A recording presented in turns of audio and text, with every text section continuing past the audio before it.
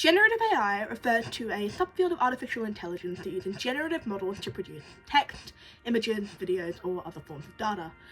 The common stance held by me and most other creators is that this type of AI ultimately detracts value from society, but people outside of that bubble tend to think differently. You'd be surprised how many peers I see using ChatGPT regularly, and even how many AI-generated images have found their way into my schoolwork. It's no secret that big corporations are loving this stuff. Every company these days seems to be releasing their own new AI slot machine. This video is only criticising generative AI, which is what most people are talking about when they speak on this hot button issue. Machine learning, deep learning, and natural language processing are all examples of artificial intelligence that I think are genuinely useful.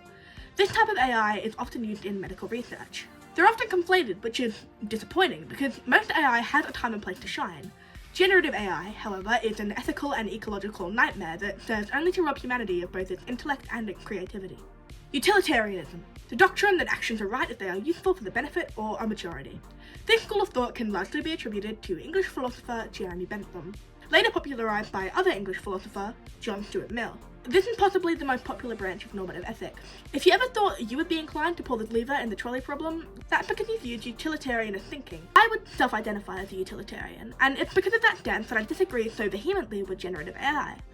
LLMs like ChatGPT sound so human because they're trained on datasets of human text, often crawling websites without their prior consent. Archive of Our Own, more commonly shortened to AO3, is the largest archive of fanworks on the internet. Millions of stories that were written by fans for other fans live there. And these writers get no financial compensation for their work, it's purely a place where passion projects live. This invaluable dataset was being used to train LLMs without the consent of the people who run the organisation. And this is fairly common practice. Generative AI actively steals from writers and artists just by existing, and hurting the arts doesn't serve the majority. Maybe you don't care for the arts, that's fine. Do you care about the planet you live on? Most large-scale generative AI deployments are housed in data centres, and the electronics they house rely on a staggering number of supplies.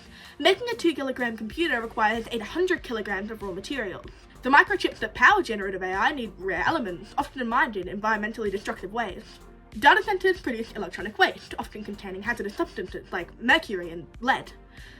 Data centres use water during construction and, once operational, to cool electrical components. According to one estimate, generative AI infrastructure may soon consume 6 times more water than Denmark, a country with a population of 6 million. A quarter of humanity is already lacking access to clean water and sanitation.